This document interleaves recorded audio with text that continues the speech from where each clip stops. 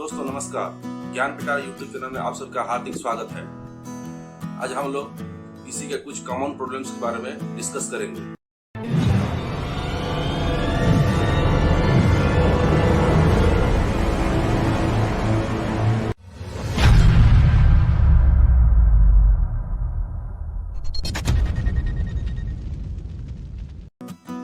तो आज का टॉपिक स्टार्ट करने से पहले मैं सभी लोगों से गुजारिश करता हूँ कि इस वीडियो को अंत तक देखें और अगर अच्छा लगे तो लाइक और शेयर जरूर करें।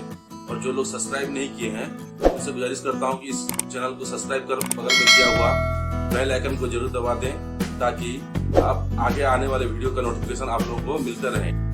तो चलिए चलते हैं अपने पीसी पर और देखते हैं क्या क्या प्रॉब्लम्स कॉमन प्रॉब्लम्स आते हैं, उसके बारे में डिस्कस करते हैं। जैसे हमारा पहला प्रॉब्लम है पीसी स्टार्ट नहीं हो रहा है या ब्लैक स्क्रीन दिखा रहा है। तो उसके लिए हम लोग पहले अपना पावर सॉकेट को चेक करें जो कि बोर्ड में लगा हुआ होता है। यहाँ स्क्रीन पर आप लोग देख पा रहे हैं कि पावर सॉकेट को हम लोग टेस्ट करेंगे। अगर पावर सॉकेट सही आ रहा है तो उसके बाद हम लोग टेस्ट करेंगे पावर केबल को। ये हमारा पावर केबल लगा रहता है सिस्टम में, आप देख पा रहे हैं पॉइंट, यहाँ 3 पॉइंट रहता है। यहाँ से नीचे वाला जो है 2 पॉइंट्स तो हम लोग यहाँ पे टेस्टर मार के देख सकते हैं, या एक तो बल्ब लगा के अगर बल्ब जल रहा है तो इसका मतलब है हमारा पावर कॉर्ड सही है। अगर नहीं चल रहा है तो पावर कॉर्ड खराब हो गया है और हमें नया पावर कॉर्ड लाना पड़ेगा। इसके बाद हमारा यूपीएस सही से चल रहा है कि नहीं, कि उसका बैटरी खराब हो गया है, ये हमको चेक करना पड़ेगा। अगर यूपीएस से पावर सप्लाई हो रहा है तो इसका मतलब हमारा फिर अंदर से सिस्टम खराब है। एसएमपीएस में गड़बड़ी हो सकता है। अगर आपका लैपटॉप है तो लैपटॉप में आप देख सकते हैं यहाँ पे गोल पॉइंट्स होते हैं, यहाँ गोल जो पिन होता है इसमें हम लोग मल्टीमीटर से चेक कर सकते हैं। ये 18 से 24 वोल्ट का आउटपुट देता है। अगर ये 18 से 24 वोल्ट का आउटपुट नहीं दे रहा है, 0 दिखा रहा है या उससे कम दिखा रहा है, मतलब वो आपको लैपटॉप को चार्ज नहीं कर रहा है, उसका बैटरी चार्ज नहीं हो रहा है और इसके लिए वो लैपटॉप है तो चालू नहीं हो पा रहा है। फिर उसके बाद लैपटॉप है तो लैपटॉप का बैटरी भी चेक कर लीजिए। लैपटॉप का बैटरी अगर बहुत पुराना हो गया है तो वो भी काम करना बंद कर देता है। ज्यादातर 3 साल के बाद हमारा बैटरी आउट ऑफ डेट हो जाता है और वो काम करना बंद कर देता है। तो इस केस में हमको एक नया बैटरी लैपटॉप में लगाना पड़ेगा। तो इसके बाद आता है हमारा पावर बटन अगर सही से भी काम नहीं कर रहा है, अगर उसका कनेक्शन छूट गया है तब भी हमारा जो है सिस्टम बूटअप नहीं होता है। तो इसके लिए हमको बोर्ड में चेक करना पड़ता है। और पावर, ये जो हमारा गोल वाला स्विच देख रहे हैं यहाँ पे, ऐसा बड़ा वाला स्विच रहता है, उससे कनेक्शन मदरबोर्ड में गया रहता है। तो हम लोग मदरबोर्ड में जाके चेक करना है कि वो कनेक्शन सही लगा है कि नहीं। मदरबोर्ड में आप लोग देख सकते हैं ये जो फ्रंट पैनल का रहता है ऐसा पिन का सिस्टम, तो वहाँ पे यहाँ पे जो पावर लिखा है ये 2 पिन को आप शॉर्ट करके देखिए। अगर इन दोनों को शॉर्ट करने से आपका सिस्टम चालू रहता है, इसका मतलब है आपका पावर स्विच खराब हो गया है या उसका तार खराब है, तो हमें उस जगह में नया तार इंस्टॉल करना पड़ सकता है। दोस्तों ये सब काम करने से पहले मैं आपसे गुजारिश करता हूँ कि आप लोग एक फोटो जरूर ले लें उस मदरबोर्ड का जहाँ पे सही से कनेक्शन बैठा हुआ है, ताकि आपको बाद में अगर दिक्कत आए तो फोटो देख के आप सही से बोर्ड को लगा सकें। नेक्स्ट आता है आपका VGA केबल, या आपका सिस्टम में अगर VGA केबल लगा है या तो फिर HDMI केबल लगा है तो उसको भी चेक कर लीजिए। एक बार खोल के दोबारा फिर से लगा लीजिए। और वो ढीला रहता है तभी भी आपका ब्लैक स्क्रीन दिखाते रहता है। जैसे हम सिस्टम चालू करते हैं तो कीबोर्ड का 3 लाइट रहता है, तो तीनों लाइट ब्लिंक करना शुरू करता है। अगर तीनों लाइट ब्लिंक कर रहा है इसका मतलब आपका VGA केबल खराब है और सिस्टम सही से चल रहा है। तो कीबोर्ड में जरूर देख लें कि सिस्टम चालू करने से फैन का साउंड आ रहा है और कीबोर्ड का तीनों लाइट एक बार ब्लिंक करता है, जरूर ब्लिंक करता है, तो उसको जरूर चेक कर लीजिएगा। नेक्स्ट पॉइंट आता है हमारा रैम। अगर रैम भी खराब हो गया है सिस्टम बूट नहीं होता है, तो इस केस में हम लोग एक बार रैम को खोल के फिर से उसको साफ करके फिर दोबारा इसको इंस्टॉल कर दीजिएगा। और नेक्स्ट है इसके बाद भी आपका सिस्टम अगर चालू नहीं होता है तो कंप्यूटर का जो मदरबोर्ड में सब केबल्स लगा रहता है उसको खोल के दोबारा फिर से लगाना होता है। तो इसके लिए पहले आप वो मदरबोर्ड का साइड बाय साइड 4-5 फोटो जरूर खींच लें, बाद में आपको केबल लगाने के लिए कोई दिक्कत ना आए। उसके बाद नेक्स्ट पॉइंट है कीबोर्ड, लैपटॉप का कीबोर्ड। अगर लैपटॉप का कीबोर्ड में भी खराबी आ जाता है तब भी सिस्टम आपका चालू नहीं होता है। तो क्या होता है, लैपटॉप कीबोर्ड में कभी कभी अंदर से कीबोर्ड प्रेस हुआ रहता है, मतलब मॉइस्चर होके कीबोर्ड प्रेस हो गया रहता है। जैसे आप देखते होंगे कि आप जैसे सिस्टम चालू करते हैं आपका एक ठो की कंटिन्यूस दबे हुए चलते रहते हैं। जैसे 9999 आता रहता है, 11 आता रहता है या 33 आता रहता है कि HH की GG ऐसा कुछ कंटिन्यूस आपका रनिंग होता रहता है। इसका मतलब है आपका भीतर में मॉइस्चर होके वो आपका कीबोर्ड खराब हो चुका है।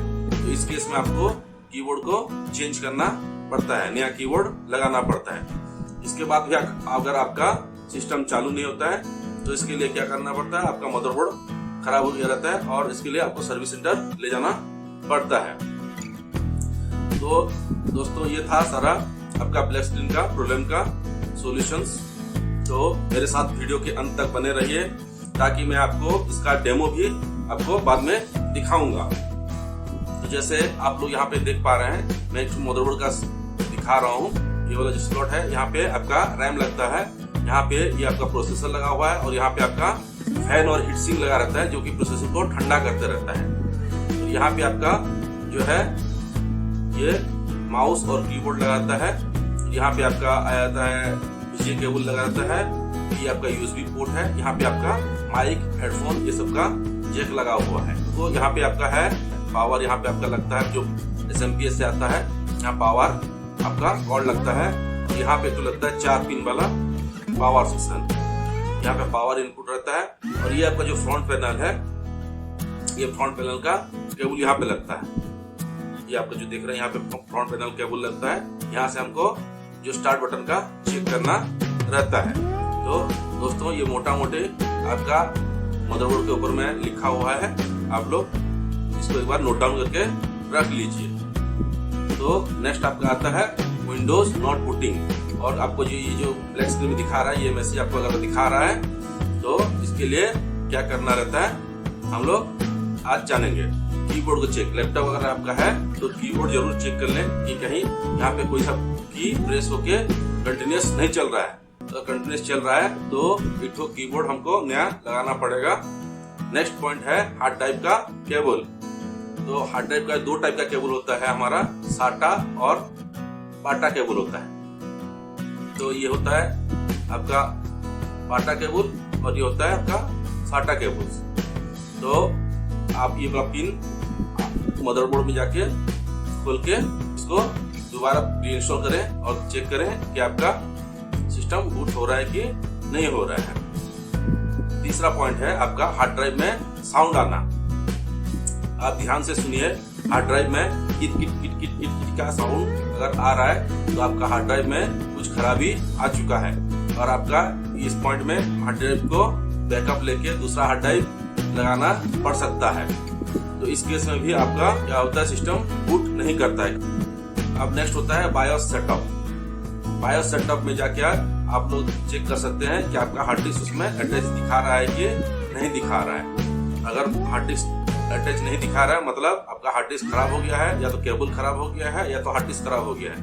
तो उस केस में आपको नया केबल लगाना पड़ सकता है या तो फिर नया हार्ड डिस्क लगाना पड़ सकता है। तो बायोस सेटअप के बारे में हम लोग अभी जानेंगे। तो बायोस सेटअप जानने से पहले हम लोग पहले देखते हैं कि हम जैसे कंप्यूटर को स्टार्ट करते हैं कौन कौन सा ड्राइव हमारा लगा हुआ है वो तो हमको पहले दिखा देता है। तो दोस्तों जैसे आप लोग देख पा रहे हैं, जैसे कंप्यूटर को स्टार्ट करते हैं तो यहाँ पे देखिए जैसे साटा 1 में इसका आइडिया हार्ड डिस्क लगा हुआ है, दिखा रहा है, मतलब हार्ड डिस्क डिटेक्ट कर रहा है। साटा 2 में इसका लगा हुआ है CD रोम।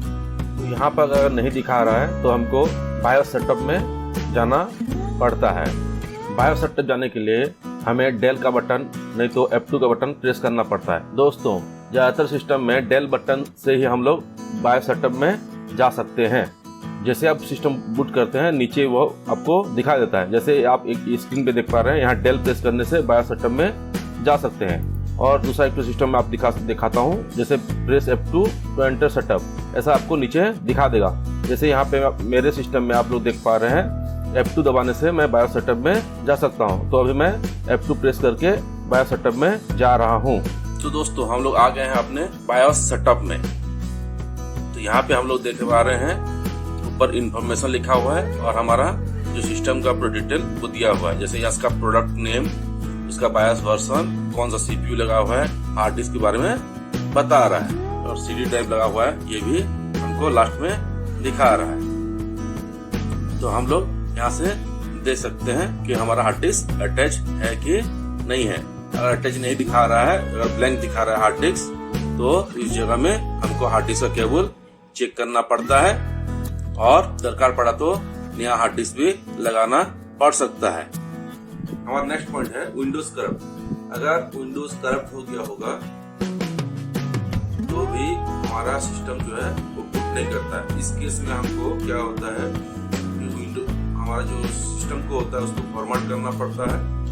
ज्यादातर हमारा C ड्राइव को हम लोग फॉर्मेट करते हैं और उसके बाद उसके ऊपर नया OS हम लोग इंस्टॉल कर देते हैं, तो फिर से हमारा सिस्टम चलना शुरू हो जाता है। नेक्स्ट हमारा टॉपिक है blue screen with some text. आप लोग देख पा रहे हैं स्क्रीन पे सिस्टम चलते चलते कभी क्रैश हो जाता है और ऐसा ब्लू स्क्रीन दिखाता है। तो इसका क्या प्रॉब्लम है, उसका क्या सोल्यूशन हो सकता है, चलिए जानते हैं। तो इसके लिए हम लोग पहले चेक करेंगे अपना रैम। ज्यादातर केसेस में क्या होता है, रैम में अगर कोई गड़बड़ी आ जाता है या लूज कनेक्शन होता है, उसका कनेक्शन सही नहीं होता है, अगर डस्ट चल जाता है उसका पैनल में, तो ये प्रॉब्लम ही आता है। तो इसके लिए हम लोग क्या करेंगे, रैम को मदरबोर्ड से खोलेंगे और उसको साफ करके फिर से रैम को इंस्टॉल कर देंगे, तो ये सोल्यूशन हो जाता है। तो नेक्स्ट होता है ड्राइवर अगर हमारा अपडेट नहीं होता है तो भी क्या होता है, हमारे सिस्टम में ये ब्लू स्क्रीन दिखाता है। ज्यादातर केस में क्या होता है, हम लोग जब इंटरनेट कनेक्शन करते हैं और लैंड ड्राइवर अगर सही से इंस्टॉल नहीं रहता है ये वाला एरर दिखाता है। तो मैंने एक वीडियो डाला हुआ है, तो आप ऊपर उसका लिंक दे सकते हैं, उस लिंक में जाके कैसे इस सिस्टम के ड्राइवर्स को अपडेट करें जान सकते हैं। तो चलिए चलते हैं नेक्स्ट पॉइंट में। तो विंडोज अगर OS जो कभी कभी करप्ट हो जाता है तब भी ये प्रॉब्लम्स आता है। अगर मदरबोर्ड में प्रॉब्लम आ जाए तो ये प्रॉब्लम होता है, तो इस केस में हमको सर्विस सेंटर जाना पड़ सकता है। नेक्स्ट प्रॉब्लम है सिस्टम का टाइम बार बार चेंज हो जाना। जैसे आप जब भी स्टार्ट करते हैं तो सिस्टम का जो टाइम दिखाता है वो सुबह का 12 बजे रहता है, 12 AM दिखाता रहता है। तो इसके लिए हमको क्या करना पड़ता है, सिस्टम के अंदर लगा रहता है एक तो CMOS बैटरी बोलते हैं, तो उस CMOS बैटरी को हम लोग अगर चेंज कर देंगे तो ये पूरा प्रॉब्लम सॉल्व हो जाएगा। दोस्तों हमेशा ओरिजिनल बैटरी, अच्छा वाला बैटरी लाके सिस्टम में लगाया करें ताकि लॉन्ग लास्टिंग करे। तो ये था हमारा सिस्टम का टाइम चेंज बार बार जो चेंज होता है वो वाला प्रॉब्लम सॉल्व हो जाएगा। नेक्स्ट है होता है स्क्रीन हमारा फ्रोज हो जाता है, मतलब फ्रीज हो जाता है और हमारा जो माउस है हिलता उलता नहीं है कि स्क्रीन कहीं पे हम लोग मिनिमाइज नहीं कर सकते हैं कि मैक्सिमाइज नहीं कर सकते हैं और वो स्टील होके रह जाता है। तो इसके लिए इसका क्या प्रॉब्लम होता है और क्या सोल्यूशन होता है। तो इसका सबसे पहला प्रॉब्लम होता है हमारा लेस रैम। जो हमारा सिस्टम में लेस रैम होता है, कम रैम लगा हुआ है, उसकी वजह से भी ये प्रॉब्लम आता है। और प्रोसेसर का भी इसमें बहुत बड़ा खेल है। अगर हम लोग लोअर प्रोसेसर लगाए हैं और बहुत सारे एप्लीकेशन खोल दिए हैं तब भी क्या होता है, प्रोसेसर उसका पावर कम होने की वजह से प्रोसेस नहीं कर पाता है और फ्रीज हो जाता है। तो इस केस में हम लोग चाहे तो अपना रैम को बढ़ा सकते हैं। अगर सपोज 2 GB रैम है तो उसको 4 GB रैम कर दिए तो आपका सिस्टम कुछ हद तक फास्ट चलेगा और फ्रीज होने का प्रॉब्लम सॉल्व हो सकता है। अगर आपका प्रोसेसर को भी इसी तरह से हम लोग बदल के भी मैंने नया प्रोसेसर थोड़ा अच्छा क्वालिटी का लगा के भी ये प्रॉब्लम को दूर कर सकते हैं। नेक्स्ट है मल्टीपल एप्लीकेशन हम लोग रन कर रहे हैं। अगर मल्टीपल एप्लीकेशन रन कर रहे हैं तो उसको भी हम लोग बंद करने से ये वाला प्रॉब्लम हमारा सॉर्ट आउट हो जाएगा। अगर ऐसा फ्रीज हो गया है तो हम लोग Ctrl Alt Delete दबा के टास्क मैनेजर खोल सकते हैं और वहां से एक एक एप्लीकेशन को सिलेक्ट करके उसको एंड टास्क कर सकते हैं। नेक्स्ट, इससे भी अगर हमारा सोल्यूशन नहीं होता है तो हमारा जो पावर बटन होता है सिस्टम की सीपीयू के में एक बड़ा सा बटन होता है, उसको पावर बटन बोलते हैं, उसको दबाने से हमारा सिस्टम ऑन होता है। तो वही वाला बटन को हम लोग 5 सेकंड से 7 सेकंड तक दबा के रखने से भी सिस्टम क्या होता है, शट ऑफ हो जाता है, बंद हो जाता है। और उसके बाद हम लोग फिर से कुछ देर छोड़ के उसको चालू करने से सिस्टम रिस्टार्ट हो जाता है। तो इस तरह से ये जो हमारा चौथा नंबर पॉइंट है, ये थोड़ा सिस्टम के लिए हानिकारक होता है।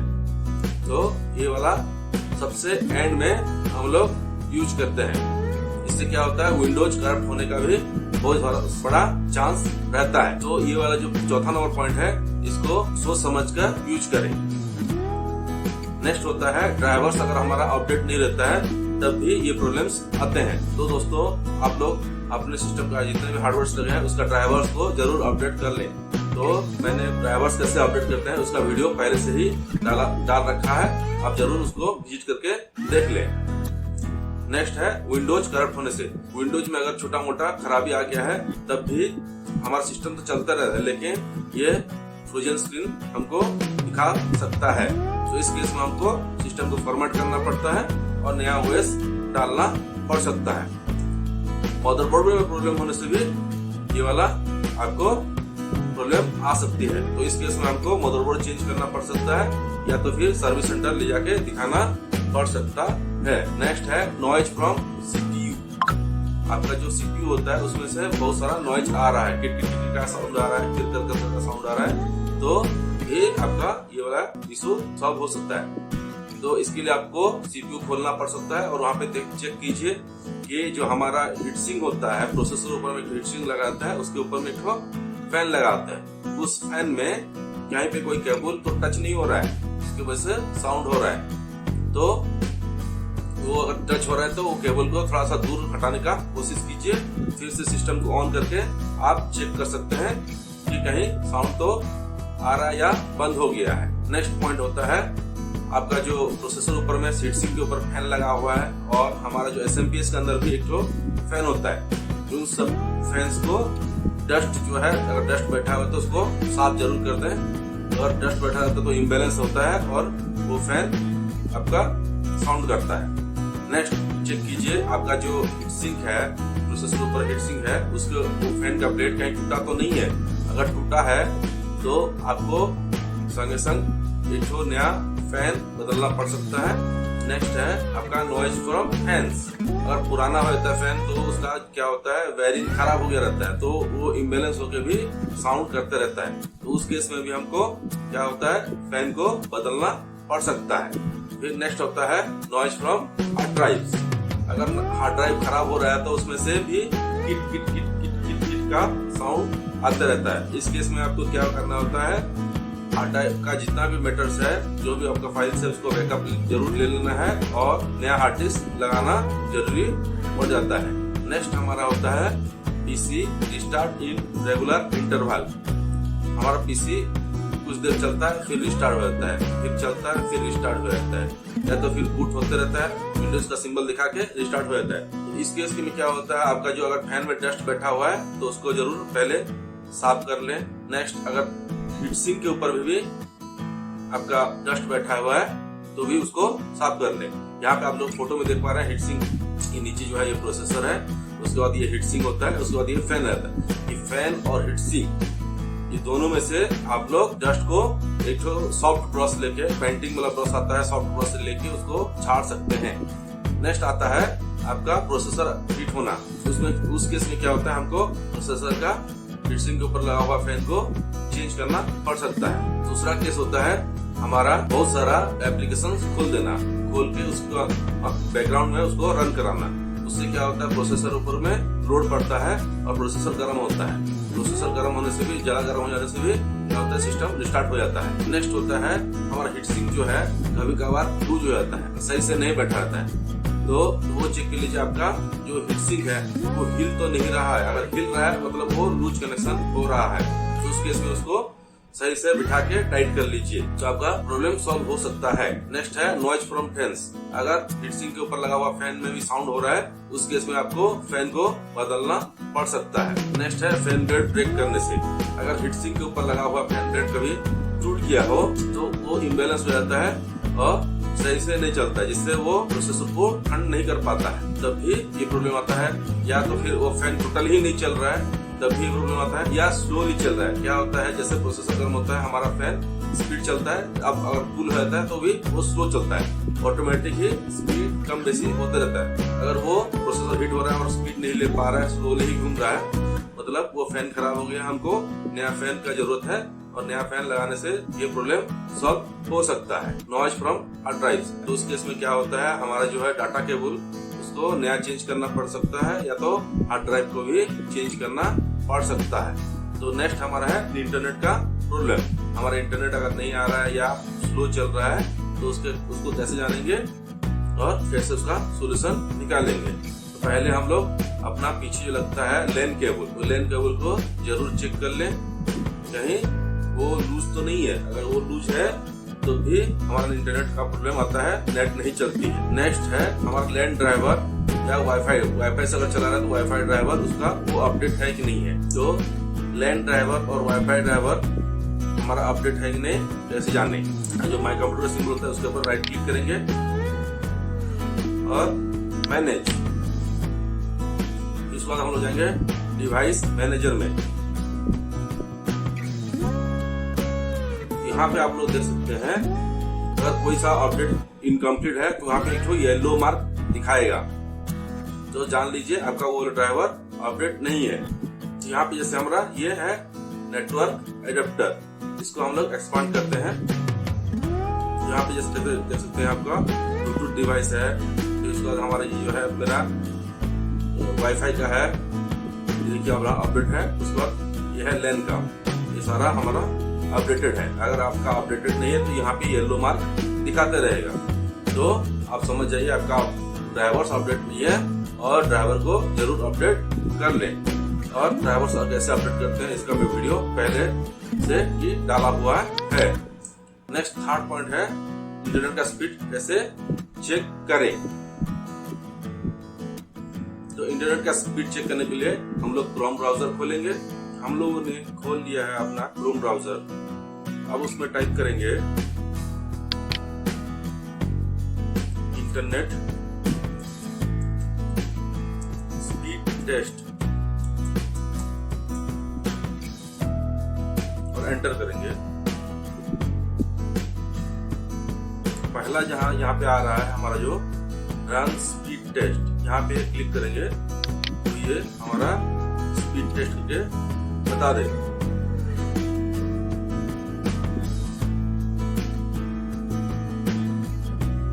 ये टेस्ट कर रहा है।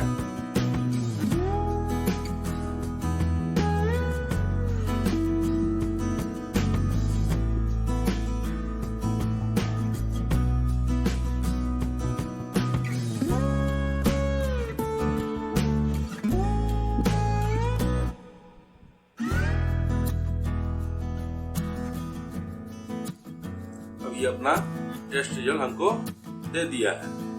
तो इस तरह से हम लोग अपना इंटरनेट का स्पीड टेस्ट कर सकते हैं। नेक्स्ट है हमको टेम्पररी फाइल्स, हमारा हम लोग कोई भी फाइल्स खोलते हैं तो उसका जो टेम्पररी फाइल्स बनता है तो उसको हम लोग क्लीन करें। इसको कैसे क्लीन करते हैं इसके बारे में मैं पहले से ही वीडियो डाला हुआ है, तो ये आप जरूर देख लें। नेक्स्ट है हम लोग कुकीज और ब्राउजिंग हिस्ट्री को साफ करके भी इंटरनेट का स्पीड बढ़ा सकते हैं। तो हम चलिए चलते जानेंगे कैसे कुकीज और ब्राउजिंग हिस्ट्री को हम लोग साफ करें। तो हम लोग आ गए हैं गूगल क्रोम में। यहाँ पे हमारा जो है 3 डॉट्स, यहाँ पे कोना में 3 डॉट्स है, इसको हम लोग क्लिक करेंगे। वहाँ पे जाएंगे हम लोग हिस्ट्री में। अब यहाँ पे हम लोग क्लियर ब्राउजिंग डाटा क्लिक करेंगे तो ये हमारा खुल गया तो विंडो। यहाँ पे हम लोग जाएंगे अब एडवांस में। यहाँ पे देखिए हमारा ब्राउजिंग हिस्ट्री कर रहा है, डाउनलोड हिस्ट्री कर रहा है, cookies and other site data, इसको भी वो साफ कर रहा है और चाचे इमेज को भी साफ कर रहा है। आप पासवर्ड अगर आप लोग सेव कर रखे हैं उसको भी क्लीन कर सकते हैं। इसमें ऑटो फिल डाटा हम लोग जो नाम कुछ टाइप करते हैं तो हमको जो दिखाता है सजेशन, तो वो चीज को भी हम लोग यहाँ से डिलीट कर सकते हैं। फिर कुछ साइट का सेटिंग है तो उसको भी वो डिलीट कर देगा। होस्टेड ऐप डाटा इसको भी वो डिलीट कर देगा। उसके बाद हम लोग यहाँ पे क्या करेंगे, क्लियर डाटा। तो दोस्तों इस तरह से हम लोग अपना ब्राउजिंग हिस्ट्री और कुकीज को साफ कर सकते हैं। इससे हमारा इंटरनेट जो है थोड़ा सा फास्ट चलता है। तो ये सारा क्लीन कर चुका है और इसका क्लियर ट्रू डाटा मुझे मैसेज दे दिया है। हम अभी ओके में क्लिक करेंगे और ये खत्म हो गया। तो दोस्तों हम लोग आ गए हैं अपने लैब में। अभी मैं जो चीज बताने जा रहा हूँ उसमें इलेक्ट्रिक झटका खाने का बहुत चांसेस है, इसलिए बी सेफ रहिए और सावधानी के साथ ये सब करिएगा। और साथ में किसी बड़े बुजुर्ग को जरूर रख लीजिएगा ताकि कभी भगवान ना करे असुविधा हो तो वो आपको बचाने की कोशिश कर सके। तो दोस्तों हमारे घर में इस टाइप का सॉकेट्स लगा रहता है, तो इसको हम लोग कैसे टेस्ट करते हैं चलिए इसको जानते हैं। यहाँ पे आपका 3 पॉइंट मेन रहता है, एक में लाइन रहता है, एक में न्यूट्रल रहता है और एक में अर्थ रहता है। तो हाँ, बाजार में इस टाइप का एक टेस्टर मिलता है जो 40-50 रुपए में मिल जाता है। इससे हम लोग लाइन आ रहा है कि नहीं टेस्ट कर सकते हैं। तो चलिए टेस्ट कैसे करते हैं ये बता देता हूँ। तो आप ऐसे ये करेंगे और इसके ऊपर में जैसे लगाएंगे ये बल्ब ग्लो करता है, लेकिन देखिए अभी मेरा ये स्विच बंद है इसलिए ये बल्ब ग्लो नहीं कर रहा है। तो इसमें पहले लगा के आपको दिखा रहा हूँ, इसी में भी बल्ब ग्लो नहीं कर रहा है। तो अभी मैं इसका स्विच ऑन कर रहा हूँ। अब देखिए ये आपका बल्ब ग्लो कर रहा है। यहाँ पे मार्क करेंगे तो ये बल्ब ग्लो कर रहा है। तो इसमें ग्लो नहीं, न्यूट्रल में ग्लो नहीं करता है और अर्थ में ग्लो नहीं करता है। लेकिन दोस्तों इसमें एक खराबी है कि हम लोग खाली ओनली लाइन को ही टेस्ट कर सकते हैं। तो न्यूट्रल अगर खराब है तो हम लोग इसको टेस्ट नहीं कर सकते हैं, नहीं पता नहीं कर सकते हैं कि न्यूट्रल में लाइन मतलब सही है कि नहीं है। तो इसको टेस्ट करने के लिए हमको एक बल्ब और एक होल्डर चाहिए होता है। तो आपको बाजार से ऐसा होल्डर और एक तार लेना होगा और एक बल्ब, घर में कोई सा बल्ब इसमें लगा के हम लोग जला सकते हैं। तो दोस्तों ये होल्डर में मैंने अभी बल्ब लगा दिया है। अब इस स्विच को मैं बंद कर रहा हूँ और इसको जब करते हैं तो आप केयरफुली करें क्योंकि इसमें इलेक्ट्रिक शॉक लगने का चांसेस है। तो मैं अभी इसको इसमें लगा रहा हूँ। अगर दोनों पॉइंट सही होगा तो ये बल्ब ग्लो करेगा, नहीं तो ग्लो नहीं करेगा। तो आप लोग देख सकते हैं मैंने इसको लगा दिया है। अब मैं स्विच ऑन करने जा रहा हूँ। तो देखिए ये स्विच ऑन किया तो बल्ब ग्लो हो गया, मतलब हमारा सॉकेट अभी सही है। अब इसके बाद हम लोग करेंगे कंप्यूटर का पावर कॉर्ड को टेस्ट। दोस्तों हमारा कंप्यूटर का पावर कॉर्ड ऐसा होता है। तो यहाँ पे हमारा 3 पॉइंट रहता है। इसका ये वाला ऊपर वाला पावर पॉइंट होता है अर्थिंग पॉइंट, और होता है लाइन पॉइंट और एक होता है हमारा न्यूट्रल पॉइंट। ये होता है लाइन पॉइंट, ये होता है न्यूट्रल पॉइंट। तो अगर ये इसमें हम लोग अभी बल्ब जलाने की कोशिश करेंगे। अगर बल्ब सही से जल जाएगा मतलब ये पावर कॉर्ड आपका सही है। तो अभी मैं बल्ब को क्या कर रहा हूँ, इसमें लगा रहा हूँ।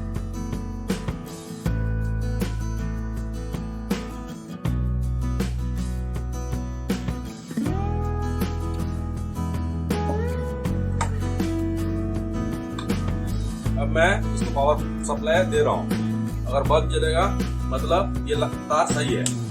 देखिए मेरा बल्ब ग्लो गया, इसका मतलब ये वाला तार सही है। तो दोस्तों हमारे पास ये जो पुराना पीसी आया हुआ है और हमें इसको अभी खोल के देखना है। तो ये हम इसका फ्रंट पैनल है और यहाँ पे ये इसका पावर स्विच है। जो बड़ा वाला स्विच इसको पावर स्विच होता है, यहाँ से हम लोग ऑन ऑफ करते हैं। और इसका अभी बैक पैनल बैक की तरफ चलते हैं। तो यहाँ पे आप लोग देख रहे हैं इसका ये SMPS है, पावर सप्लाई यूनिट। यहाँ पे ये इनपुट होता है, यहाँ से हम लोग पावर देते हैं। जो पावर केबल हमारा होता है यहाँ पे लग जाता है और ये इसका पावर सेक्शन को कूलिंग करने के लिए ये है उसका फैन। और यहाँ पे ये है मदरबोर्ड का जो पीछे का पैनल। यहाँ पे ये माउस और कीबोर्ड का पैनल है, ये VGA का पैनल है, USB है, यहाँ लैन का केबल है और ये सब जो हमारा माइक साउंड सिस्टम है उसका पैनल्स है। तो अभी हमको ध्यान रखना है कि जिधर ये मदरबोर्ड का पैनल रहता है, ये वाला पैनल जो रहता है, ये जिधर रहता है ठीक उसका अपोजिट साइड में हमको खोलना रहता है। तो हम लोग अभी उसका अपोजिट साइड को खोलेंगे, ठीक है। तो मैं इसका स्क्रू को, अगर ऐसा वाला स्क्रू नहीं है तो हम लोग स्क्रू, ऐसा छोटा स्क्रू है तो उसको स्क्रू ड्राइवर थ्रू से हम लोग खोल सकते हैं। तो मैंने अभी ये खोल दिया है।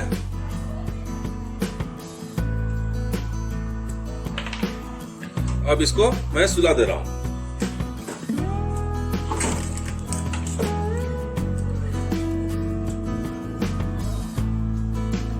अब यहाँ पे इसको पकड़ के हम लोग पुल करेंगे तो ये खुल जाएगा। अब ये खोल दे रहे हैं। तो आप लोग देख सकते हैं इसमें बहुत सारा धूल मिट्टी और मकड़ा का जाला सब लगा हुआ है। तो इसको पहले हमको साफ करना पड़ता है। तो इसको साफ करने के लिए हम लोग पेंटिंग का ब्रश 1 इंची या 2 इंची का ब्रश, सॉफ्ट ब्रश लेंगे और उससे साफ करेंगे। इसको ऐसे साफ करेंगे। अगर आपके पास में एयर ब्लोअर है या वैक्यूम पंप है तो वैक्यूम पंप का पीछे वाला साइड में भी आपका एयर जाता है, उससे भी हम लोग साफ कर सकते हैं। तो इसको ऐसे हम लोग ब्रश से साफ कर सकते हैं। तो मेरे पास ब्लोअर है तो मैं इसको ब्लोअर से साफ करके आपको दिखाऊंगा। जब भी ब्लोअर में साफ करें तो दोस्तों ध्यान दें, ये जो सीपीयू वाला फैन है, सीपीयू का हीट सिंक वाला फैन है, इसको ऐसे उंगली से पकड़ लेना है, उसके बाद एयर मारना है। नहीं तो क्या होता है, इसका फैन का ब्लेड टूटने का डर रहता है। तो इसको पकड़ के हम लोग को ब्लोअर मारना रहता है सब जगह से। इसको यहाँ भी, ये पीछे हमारा लगा हुआ है फैन, इसको भी उंगली से या किसी डंडे से ऐसे थोड़ा पकड़ लेंगे, फिर एयर मारेंगे तो वो टूटने का डर उससे छूट जाता है।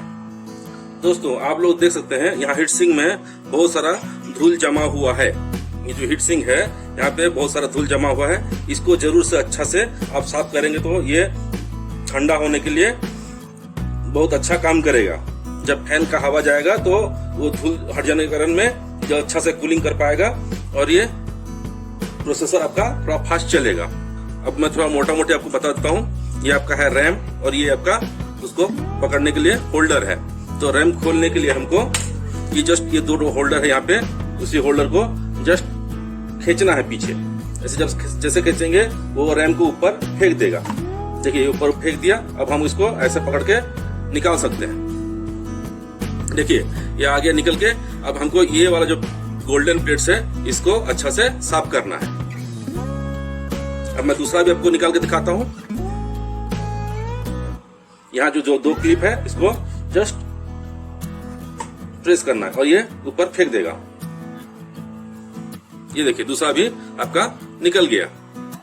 दोस्तों ये होता है हमारा रैम्स। ये है हमारा DDR3 रैम है और ये DDR2 रैम है। तो आप लोग देख सकते हैं इसमें ये गोल्डन जो है लाइंस है, इसको हमको साफ करना रहता है। इसमें भी आप देख सकते हैं वैसे गोल्डन लाइंस है, इसको हमको साफ करके लगाना रहता है। तो इसको हम लोग ऐसे जो पेंसिल का इरेजर होता है वो लेके ऐसे ये कोना में ऐसे घिस के इसको साफ करते हैं। इसको आराम से ये कीजिएगा, हड़बड़ाइएगा नहीं तो ये खराब होने का भी चांसेस है। तो ये से मैंने घस लिया, इस तरफ से भी, दोनों तरफ से इसको हम लोग घिस के साफ कर दें।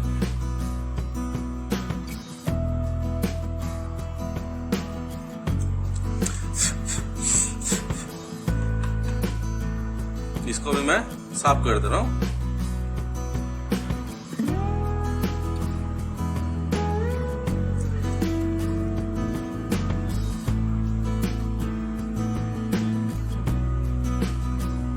ओनली गोल्डन पार्ट्स को ही साफ करना है।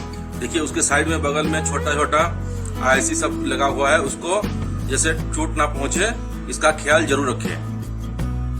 अब दोस्तों आप लोग देख सकते हैं ये DDR3 है और ये DDR2 है। आप देख सकते हैं इनका दोनों का जो नोच है ये देखिए अलग अलग जगह में है। ये देखिए थोड़ा ऊपर नीचे है। अब जिधर से भी घुमा के मैं बैठाऊं देखिए ऊपर नीचे है। तो और देखिए इसका एक तो छोटा साइड रहता है, एक तो लंबा साइड रहता है। इसका भी वैसे देखिए ये लंबा साइड है और ये छोटा साइड है। तो ये आप जब बैठाएंगे तो उसका वो नोच नहीं बैठेगा, इसीलिए डरने का कोई टेंशन नहीं है, आप सही से इसको बिठा ही लेंगे। ठीक है, अब इसको लगाने का तरीका भी वही है। देखिए यहाँ पे आपका जो है इधर लंबा वाला है और इधर छोटा है, इधर लंबा है और इधर छोटा है। तो उस हिसाब से हमारा ये रैम में ये लंबा साइड है और ये छोटा साइड है, तो हम लोग उस हिसाब से इसको बिठाएंगे खांचे में और जस्ट हल्का सा प्रेस करेंगे। प्रेस करेंगे तो ये देखिए थोड़ा सा ये उठ गया, तो आप इसको पकड़ के दोनों को पकड़ के ऐसे प्रेस करेंगे तो ये खांचे में देखिए लग गया। हो गया दोस्तों। इसी तरह से मैं दूसरा भी उठाता हूं। देखिए यहाँ पे ये लंबा वाला है, ये छोटा वाला है, इसको अभी बैठाएंगे।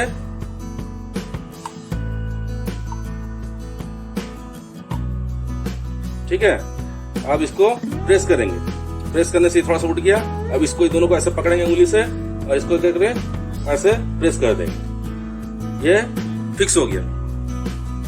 ठीक है, अब यहाँ पे हमको देखना है ये वाला जो हमारा हीट सिंक है ये हिल रहा है क्या। देखिए ये पूरा टाइटली फिक्स है, अगर ये हिल रहा है मतलब ये लूज कंटैक्ट हो रहा है, आप इसकी वजह से ये हीट सही से ट्रांसफर नहीं होगा, प्रोसेसर से हीट सिंक में ट्रांसफर नहीं होगा और ये हीट होने से प्रोसेसर आपका सही से काम नहीं करेगा। तो इसलिए इसको देखिए प्रॉपरली सही से बैठा हुआ है कि नहीं।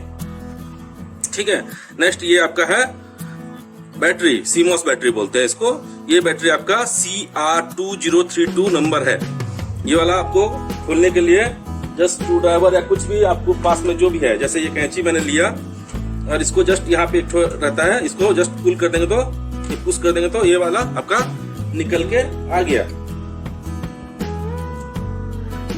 देखिए ये आपका छोटा सा 1 रुपया वाला कॉइन जैसा आपको निकल के आ गया।